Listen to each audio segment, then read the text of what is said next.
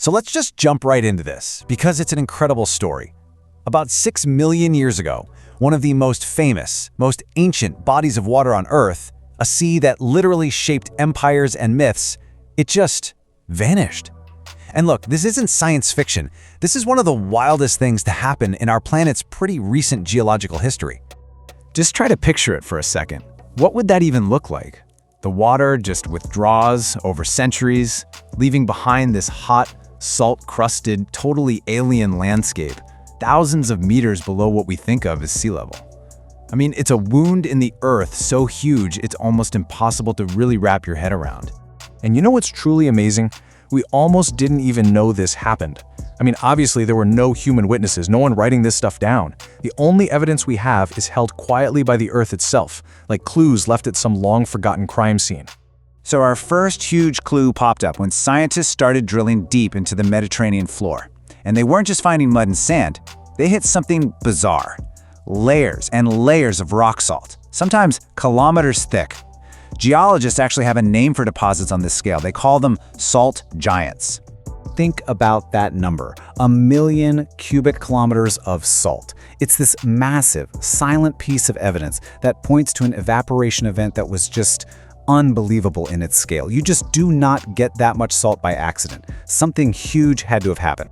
And it wasn't just about what was left behind, it was also about what was carved away. The next clue came from studying rivers, like the Nile and the Rhone. Turns out, they had carved these deep ghost canyons that are now buried way below their modern deltas.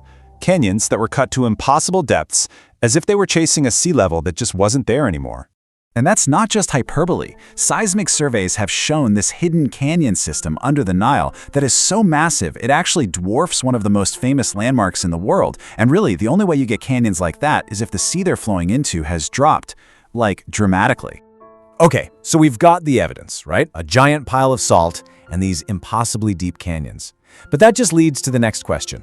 How does an entire sea vanish in the first place? Well, the answer is in the Mediterranean's unique, and as it turns out, surprisingly fragile plumbing. You see, this is the sea's fatal flaw. It has what's called a structural deficit. Every single year, the sun pulls more water out of it than all of its rivers can put back in. The only thing keeping it from slowly shrinking away is a constant lifeline of water pouring in from the Atlantic Ocean. Now, for millions of years, that lifeline was totally secure through a few different gateways. But about 6 million years ago, the slow-motion collision of the African and Eurasian plates started to squeeze those gateways shut. The plumbing was failing, and the countdown to disappearance had officially begun. And this brings us to the main event, what scientists have named the Messinian Salinity Crisis. This is the period where the Mediterranean basically transformed from a sea into, well, something from another planet. So around 5.96 million years ago, boom, the last gate slams shut. Over the next several 100,000 years, the sea just evaporates, leaving this deep, dry, brutally hot basin. This bizarre world existed until about 5.33 million years ago, when the whole crisis ended in probably the most dramatic way you can imagine. So how do you actually make a 1 million cubic kilometer salt giant? Well, it's a pretty simple but brutal recipe. First, you trap the water, then you let the sun do its work. As all that water vanishes into the air, the salt it was holding has nowhere else to go.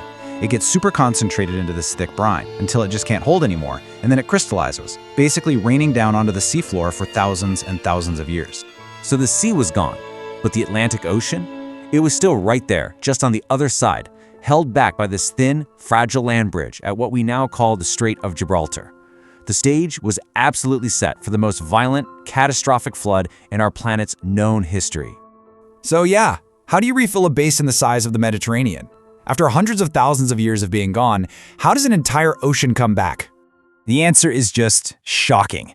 At some point, that land bridge at Gibraltar failed. And when it did, the Atlantic didn't just trickle back in. No, it returned all at once, in a torrent so massive it makes every flood in human history look like a leaky faucet. And this is the part that just blows my mind, the speed.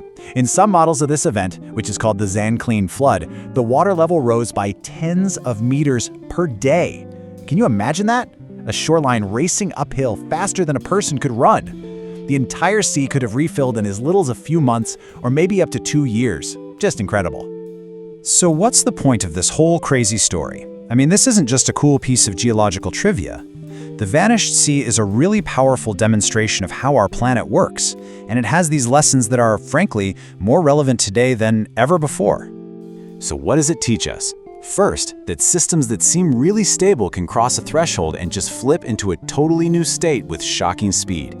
It shows us that landscapes have a memory. They keep the scars of these events for millions of years. And it reminds us that the balance of our world can hang on these tiny, fragile connections.